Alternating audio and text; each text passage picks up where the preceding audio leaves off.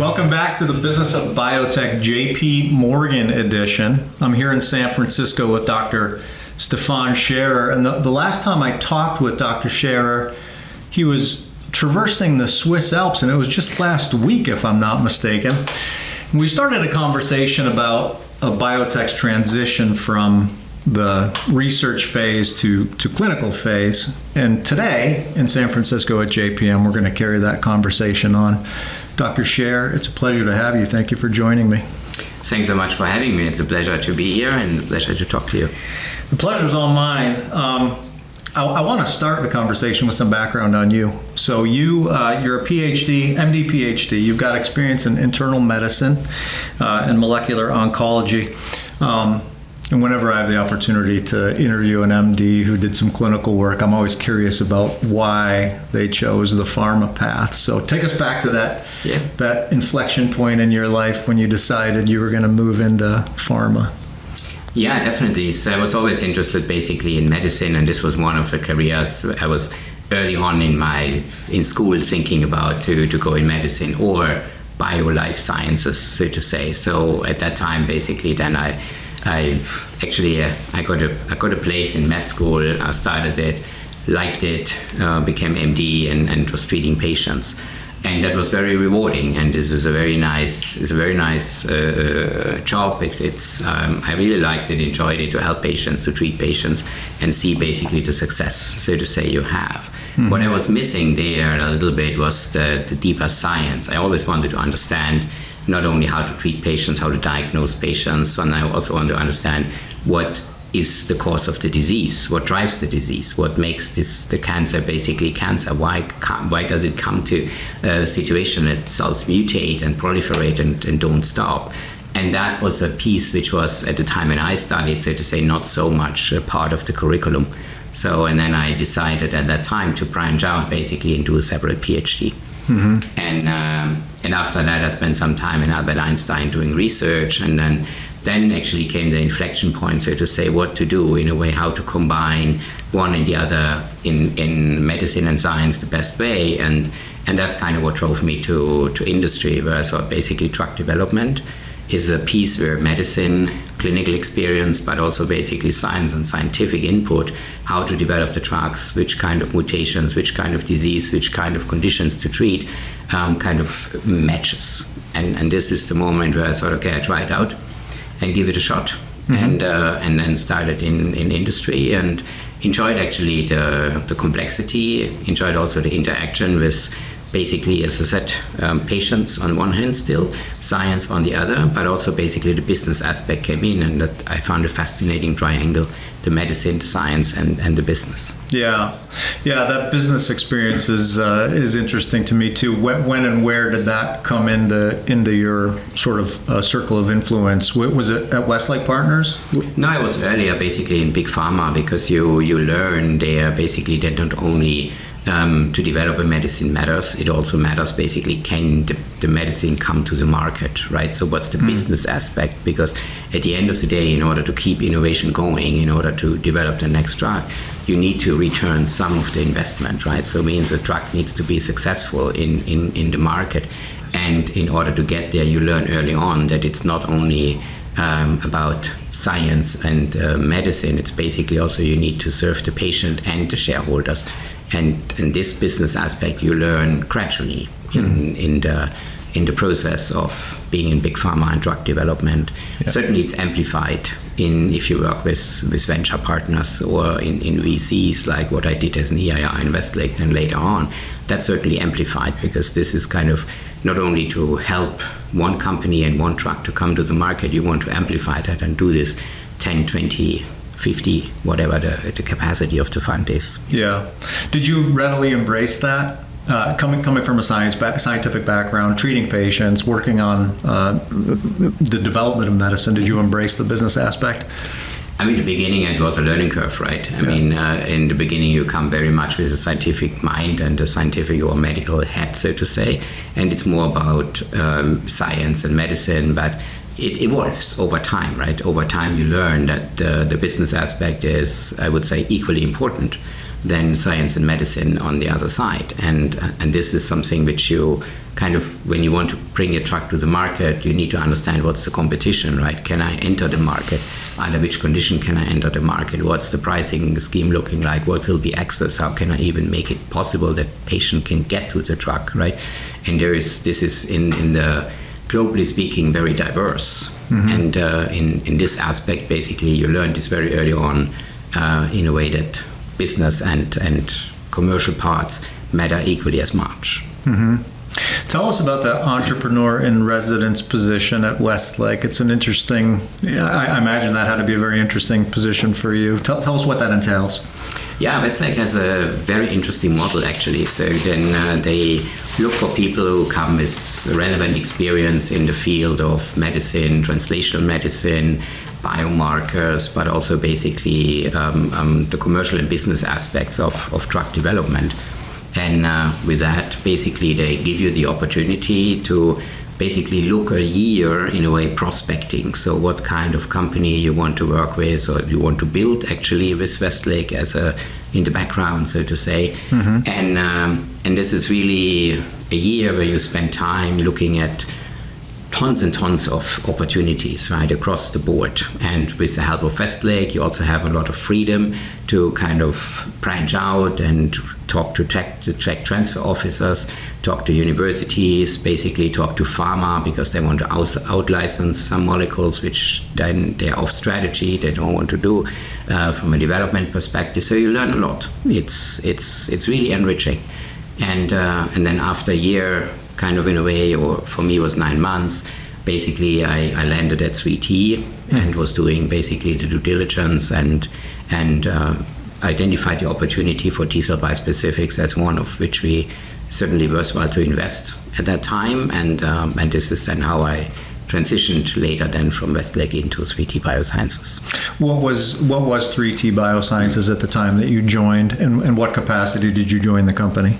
3T was a platform company. So there's a platform we licensed out from Stanford, Chris Garcia's lab in Stanford, and it's a very diverse platform. It's very cutting edge from a perspective of target ID and also looking into cross-reactivities. And this platform was out-licensed, and the team was kind of trying to industrialize the platform, to make the platform more high throughput, to make it basically a platform which is not only academic and scientific, which also can kind of bring drugs to the market and bring and identify molecules at the end of the day we can treat patients. When I joined, this was kind of a wider portfolio of opportunities. And in various directions, cell-based therapies, T-cell bispecifics, etc. So it was very much a research company. And then we were sitting down and looking what is the best opportunity to take it forward, what can we really do with this platform in order to serve patients, to help patients, and being a little bit more on the forefront of science and next generation medicines. And then we identified the opportunity, basically the T-cell bispecifics could be the niche, if you want, right, where 3T can play, and which is coming in the next 3, 4, 5 years, an important modality for treatment of patients. And then we focused the company purely on T-cell bispecifics in solid tumors.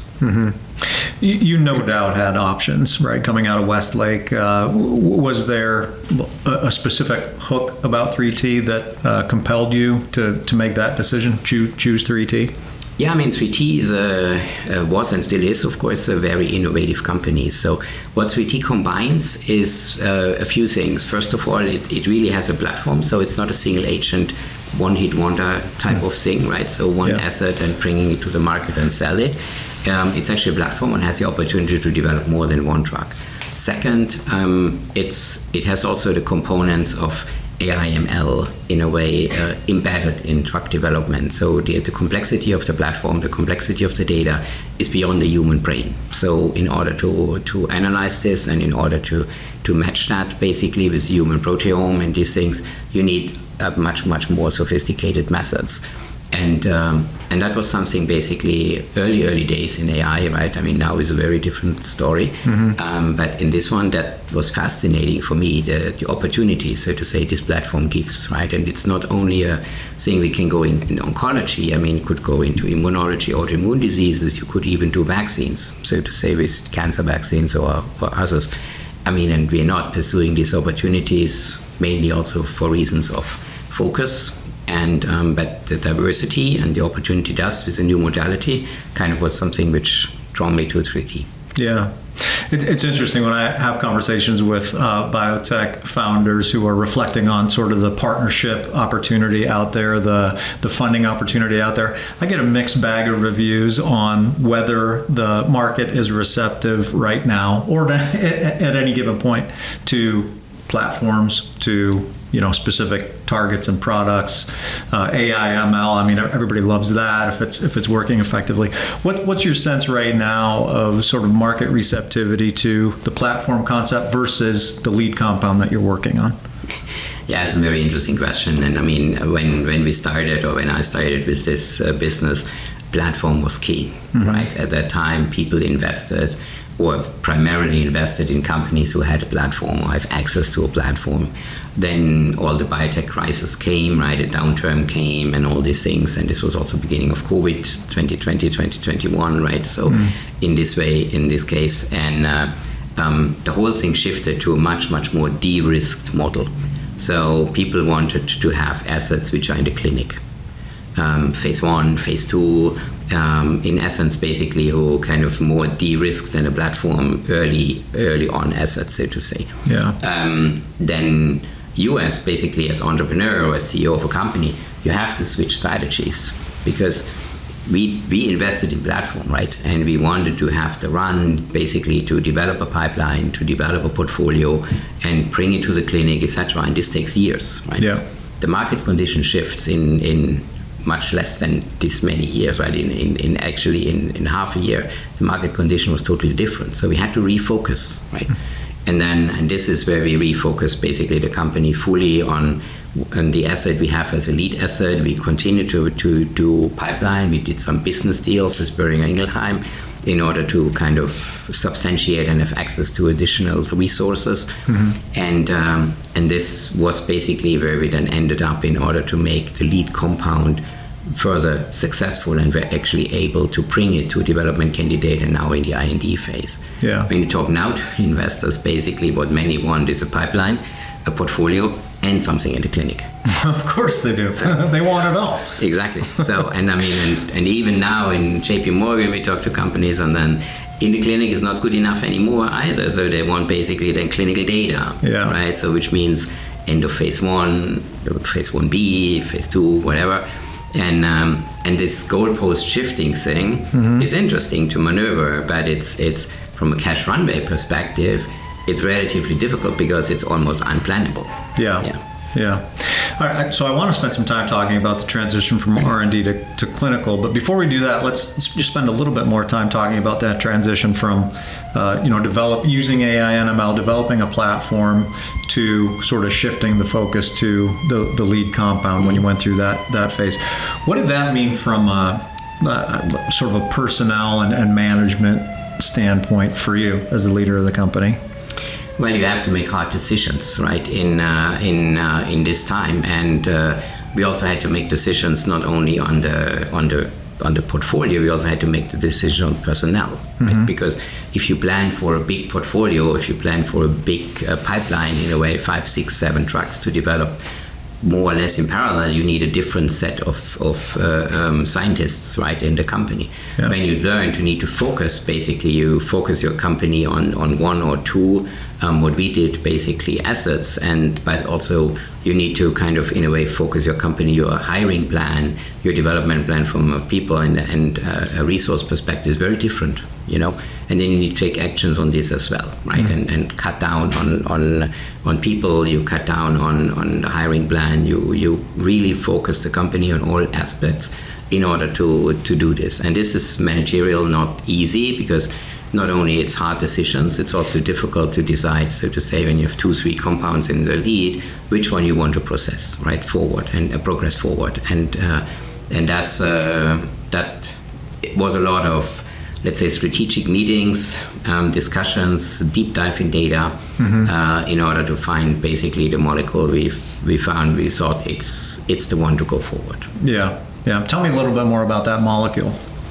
So we have a molecule now. Basically, what we do is T-cell bispecifics. It's essentially kind of an antibody format, which one arm kind of in a way engages with a peptide HLA expressed on tumor cells, and the other arm engages via CD3 with the T cells. So, and the molecule we identified comes from a patient who suffered colorectal cancer. And this was a patient who had this mismatch repair stable, MSS, colorectal cancer. And these cancers actually are generally not susceptible for IO. So any IO treatment in MSS has not been successful in the past. And but we identified this target, so to say, out of these patients, was high percentage in this patient, looked in how many other patients could have that, and really were surprised because 80 to 90% of colon cancer patients have this target. And then we got a little bit lucky here, if you want, right, in a way, with this target. And then we thought, okay, this is a big market because colorectal cancer, especially MSS, where IO is not working. In second and third line, there is not much available for these patients. You know, the PFS in first line is about a year. The PFS in second line is 6 months, and third line is 3 months. Yeah. So it goes very much down. So there's a high unmet medical need. So that kind of, a couple of things came together where we thought this is a good target, right? And and the target is involved in DNA repair, in genomic stability. So it's very high expressed in tissues which proliferate. So by nature, tumor cancer is a high proliferating tissue, high proliferating disease, if you want. So it's a high expressed target in this disease entity. You know, we also see it in normal tumors, this target, in much less frequency, and that's basically provides us a very good therapeutic window, you know, so that we feel we won't hit normal tissue, we won't hit normal expressing tissue, but we will definitely hit tumor tissue. And that's where we kind of felt like that's a target which is worthwhile to pursue. As it is expressed in high proliferating tissue, it's not only in colorectal. We also see it in triple-negative breast cancer, we see it in non-small squamous, and a few others. And that, of course, is, again, comes back to choices, right? Because we cannot run a phase 1 trial in 5 different indications. Right. So that's the second time you have to make, basically, to make a decision, what is your lead indication, right? And that's where we decided, as the high unmet medical need is in many of these indications, but we went for colorectal cancer.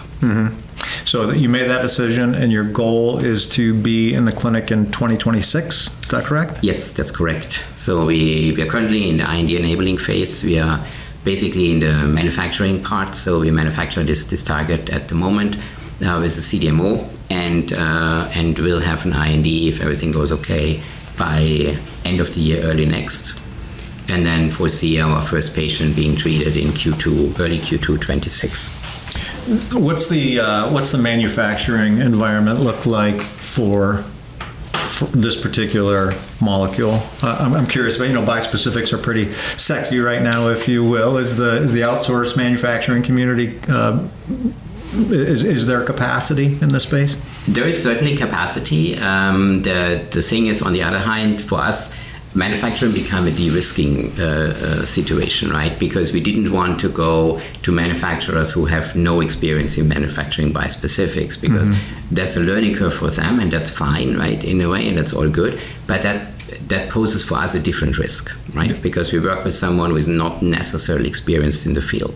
So we went to the big guys, right, so to say, and looked at those who have done this in the past, who have shown they can do it, etc. And there is actually quite a lot of capacity available, right, in general for this. And the manufacturing takes a year, no matter with whom you talk. Right. So it's the same timelines, roughly. Yeah. All right. So let's talk about that management transition from research to manufacturing and in preparation for the clinic. What does that look like? And I want to kind of talk about that from a personnel standpoint, a funding standpoint, and maybe partnership standpoint, and whatever else. I mean, you're living it. So whatever other sort of dynamics or forces come into play, let's unpack that a little bit.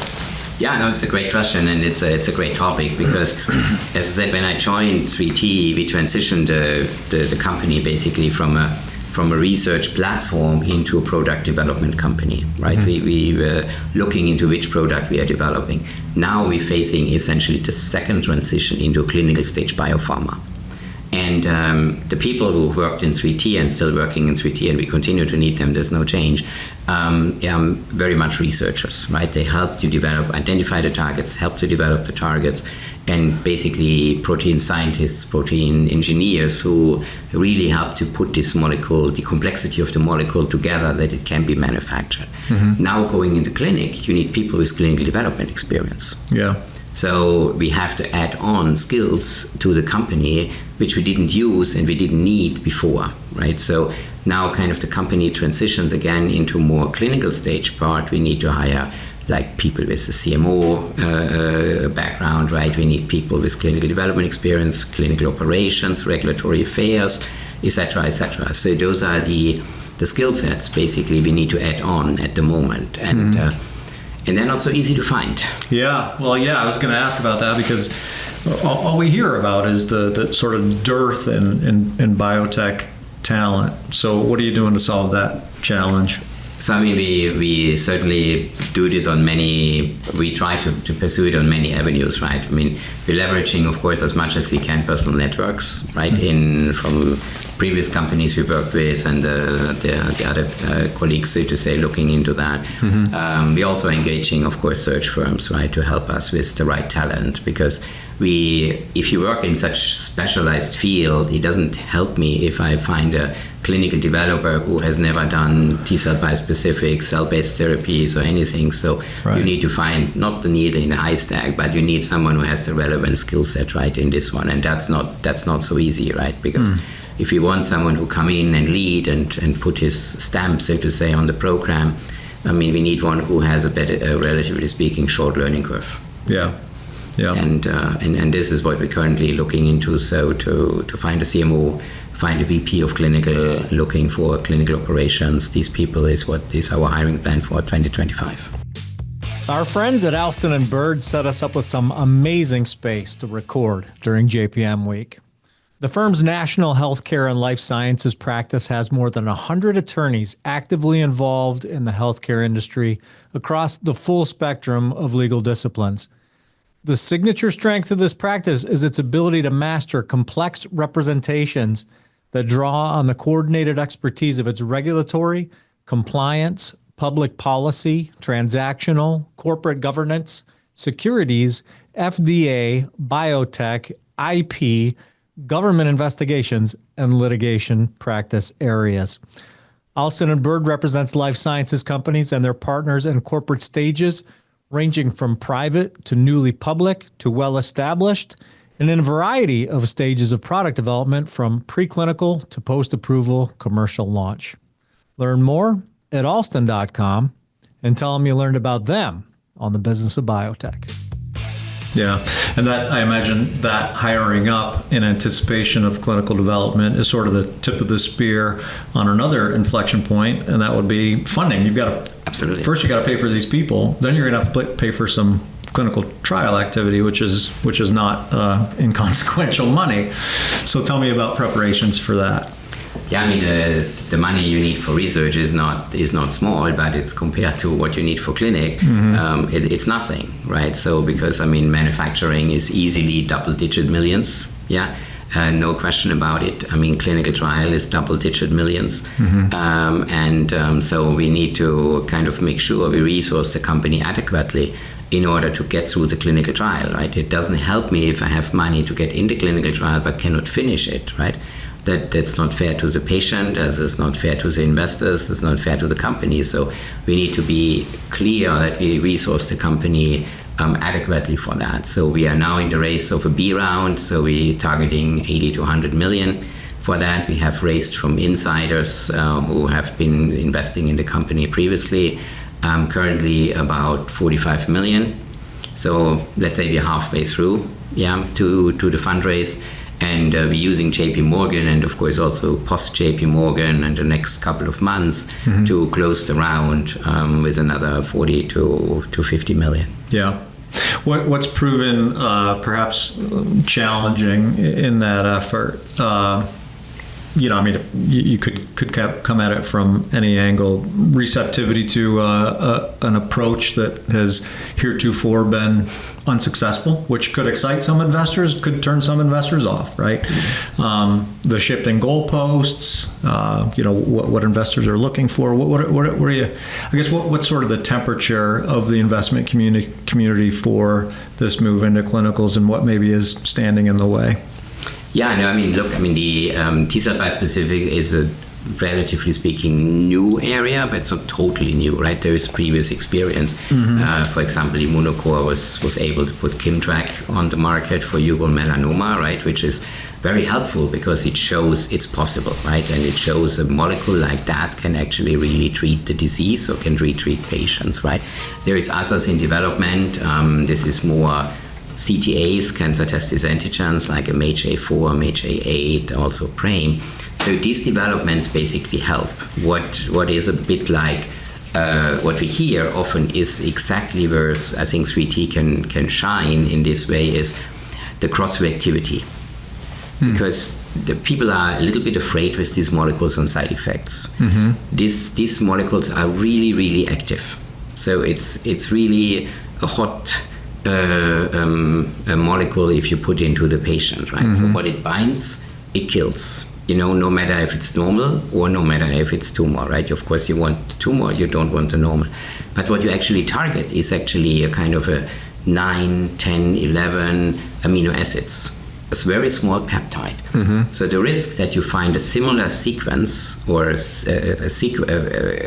homology-based thing elsewhere in the body is not zero, because it's very small, right? So that you find something which is either equal or homology equal from a sequence or from a structural perspective.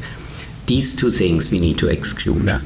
And in previous experience in the clinic, you have seen really very bad side effects. So one prominent example is MHA3. So people had a drug against MHA3, and then this had a cross-reactivity with titin. Titin is a molecule which is expressed in cardiomyocytes. So what happened, actually, the patients died on cardiogenic shock because the molecule killed the heart and not only the tumor. So, and there is other molecules where basically side effects, not of this magnitude, but similar side effects have been preventative of developing these tumors further, right? So, and that's where we think the platform we have helps, because we can kind of reduce these cross-reactivities in these molecules significantly compared to what has happened in the past. That's an uphill battle, right? In order to explain that to investors, because they know this data, right, and have seen this data. So to explain them that the molecule is, relatively speaking, safe. We will see side effects in the clinic, right, like CRS and a few other things, no doubt on this end. But we won't see these terrible side effects, right, what others have seen and have experienced. That's basically something you need to explain to investors, and this is not easy in the current market. Yeah. What about balancing platform development and pipeline and clinical progress now, all sort of at the same time? How are you tackling that? The focus currently, our main focus is certainly bringing the molecule into clinic, right, into the IND, and this is where probably 80% of the funding goes to. We are not disregarding pipeline and certainly not disregarding platform, because, as I told you, investors are more attracted to if you have a platform, you have a pipeline, and a molecule in the clinic or close to the clinic, right? So we try to fit the bill. And we try to make this a situation where we kind of be in the sweet spot, if you want, for investors. If that sweet spot moves around again, right? Which it will inevitably, yeah. right? Like tomorrow, it could be like, you know what? Forget about the platforms. We need molecules in clinic. We need clinical data. What do you do as the leader of the company to sort of obviate for that, to prepare for it, and be in an agile position to shift if necessary? Is it even possible? It is. With a platform company, it's actually relatively easy possible. Kind of, you can, I wouldn't say you turn it down, but I mean, you can pause it, right? So the investment, you're not losing the platform in a way, but you can say, okay, we pause the target ID, which we have done to a large degree in the part we had to focus on the lead molecule, right? And now we would do similar things basically. So we kind of, if you want, putting less emphasis on the pipeline and on the platform. Certainly the highest investment and resources go in the development of the drug and bringing it into the clinic, because this is where the value is, right? This is where the value is in general. The second piece basically would be developing drugs which are coming after, the second and the third molecule. And then the pipeline, the target ID, we would then kind of really pause. And with the platform, as I mentioned before, this is not too difficult, right? And you're not destroying value directly, because you keep the platform alive, but you're not basically running it and running hundreds and thousands of samples over it. Yeah. What does it take from a resource perspective to keep a platform alive? Because I mean, theoretically, it makes perfect sense, right? We've got the platform. We can always fall back to the platform, go back to the platform. What does it take to keep that platform alive and ready when called upon from a resource standpoint? Yeah, I mean, you cannot basically let all the people go, right? Or thinking about of kind of stripping the company down to just clinical or so. This doesn't work, right? Because rehiring and retraining the people on a complex platform takes a lot more time than you think, right? So in that essence, you need to keep a core activity on the platform going, even if you don't do it, right? And I mean, in our case, it's actually we are kind of fortunate, if you want, because we're using the platform not only for target ID, we're also using it for de-risking. So in any molecule we bring to the clinic, we need trace, and the trace platform basically also for identifying cross-reactivities. So, and this is the minimal part of the platform we would leave alive, right? We would not do target ID, but we leave it for cross-reactivities. And this is just a different use of the platform, but it's still the same platform. So in this case, we're not losing people, we're not losing competencies, we're not losing expertise. We would just shift the resources to a different purpose of the platform. Yeah. So as I noted, we're here in San Francisco for JP Morgan 2025. It's day two of the conference. Now, I'm not going to ask for a detailed insight into your meetings over the course of the last day or so, but what is sort of a day in the life of a biotech CEO, or you specifically, look like here? What are you looking to accomplish, and how are you spending your time?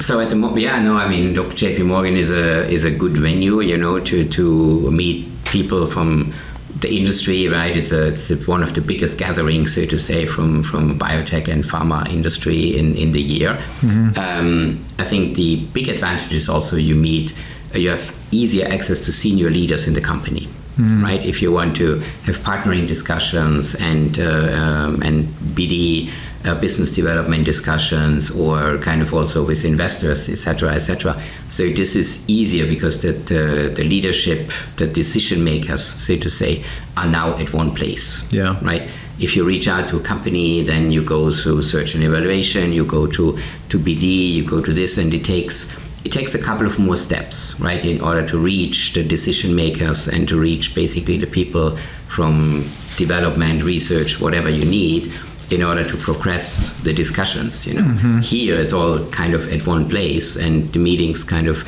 happen directly with more decision makers at the table than it is in other things. So what we do at the moment is kind of starts at 8 and ends at 11. Yeah, so more or less every day. So need a bit of a vacation after that. Yes, 100%. You'll be back in the Swiss Alps next week. Not really, but I'm thinking about it. Well, that brings up a question I wanted to ask you. So, like I said, when we last spoke last week, you were there, but 3T is headquartered here in San Francisco, is that correct? 3T is based in South San Francisco, so it's where it all started in Stanford, so to say, right? And we kept the company and the research here. We have a small base in Switzerland for talent acquisition, so to say. I mean, Basel is an interesting town from a pharma perspective, right? You have Roche, Novartis, and others. And I mean, as these companies are also restructuring and people looking for new opportunities, et cetera, not everyone can move to San Francisco. Not everyone can accept a U.S. contract in a way. So we made the decision, if they can't come to us, we come to them. Yeah. So, and then we opened a small office in Switzerland, and that enables us access to talent. And so at the moment it's more like development people, a few there, so to say. It's very small, and but as we grow in the clinical space, we may grow this as well further. Yeah. Is that home for you, or is San Francisco? No, for me, it's actually a mix between Europe and here. So I'm frequently here. Yeah. And officially, my home is actually in New Jersey. Oh, okay. So not quite splitting the difference, but yeah. So that's where my home is. Yeah. Very nice. When you talked about coming out here and spending your time, forging partnerships and meeting with business decision makers as opposed to sort of trying to work your way past gatekeepers out there in the real world. How much prep work goes into that? Like making sure that you're going to be in the right place at the right time, creating meeting opportunities in advance of coming here? Or are you just so good you can like walk the streets and recognize all the people you want to meet with? No, I mean, certainly you have over years in pharma industry and in worked in 2-3 companies, you have build a network, because I mean people also kind of branching out, right? So they're moving from companies to other companies, and your network grows a bit in this way naturally, right? So you know, former friend from Roche is now at Gilead, another one is at Novartis, and so on and so forth. So you can reach out and say, hey, can you connect me with A, B, and C, right? Who may be interested in looking at our target, right? And this goes both ways, right? So to say. And then you get connected and you get contacts to the people who are relevant in terms of BD, but also basically who are relevant in terms of development and research to make a decision in order, is that a molecule this company may be interested in and wants to have in their portfolio or not. Yeah. So that's how things work, right? In this way. And it's a lot of relationship business, right? And this is also why JP Morgan is good. It's kind of, you meet them in a quite let's say also quote unquote social setting, at various receptions and this and that, and then you can interact and can connect, and that speeds the things up. Hence the going until 11 p.m. part. Exactly. Yeah. Last year at JPM, the tone in virtually every conversation I had was this cautiously optimistic take that we're climbing out of a terrible, M&A, venture capital market environment. I'm not sensing that as much this year yet. I feel like the tone is a little bit more stable now. What do you think? Like, what's your gut tell you about 2025 in terms of, some of the activity that's going to make the world go around for biotech? Yeah, I think we can probably say we reached bottom, right? So to say what's still possible to sustain an industry like biotech and stuff. I think there's a lot of quote unquote holding pattern activities going on, right? People talk and we're getting these conversations, but in order to make decisions, I think the change in the administration, right, in a week essentially makes people a little bit pause, right? So you say it's quote unquote unpredictable probably what will happen under the new administration from all perspectives, geopolitically, tariffs, right? What will happen with pharma pricing, M&A, and all these types of things, right? Will there restrictions which we have seen or some people experience, will they be lifted, will they not? Will the tariffs come, will the economy go up, go down? These types of things are, everyone has a different perspective, and I'm not a banker, I'm not an economist, but when you speak to the people, a lot of them kind of saying, we will wait maybe a month to two, so probably to March, something like that, get a feel where the world is going, where the things are going with the new administration. And then I think if that is quote-unquote positive or neutral to what we see now, actually I'm cautiously optimistic that things will go up in 25. Yeah, but it's like everyone else, charting a course right now or planning the course probably isn't the smartest thing to do until we know. Exactly. So we, as I said, our horizon in order to finish the race is not next 6-8 weeks, right? Our horizon is more 6-8 months, because you have to factor in a bit of a standstill, so to say, for the next 2-3 months due to the big changes, I guess, or eventually big changes to come. Yeah.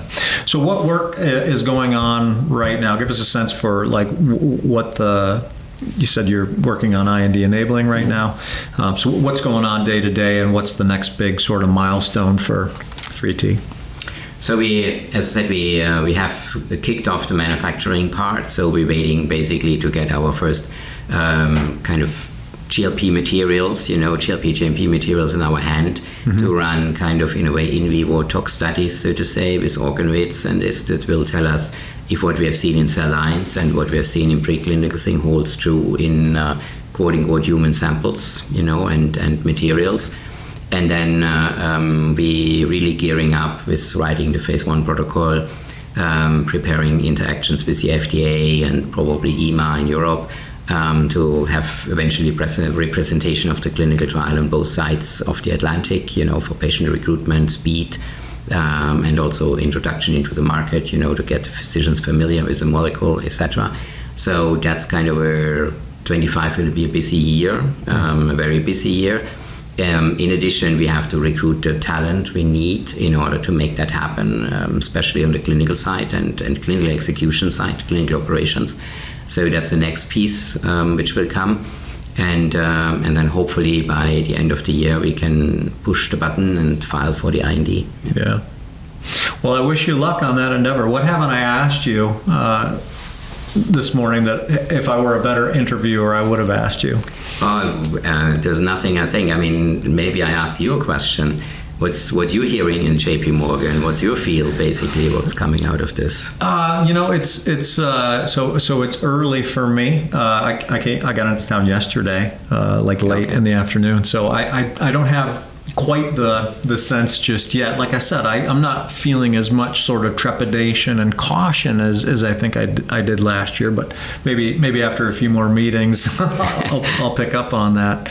But yeah, I'll let you know. No, thanks a lot. It was really fun. I really enjoyed it, and thanks so much for the opportunity and your time. So did I. I appreciate you coming on, like I said, all the way from the Swiss Alps last week. So hopefully we can reconnect maybe later in the year when some clinical plans are being drawn out, and we'll catch up then. Happy to. Perfect. So that's 3T Biosciences, Dr. Stefan Scherer. I'm Matt Pillar. This is the Business of Biotech coming to you from JPM 2025. We drop every Monday morning, so we'll catch you next week, and thanks for listening.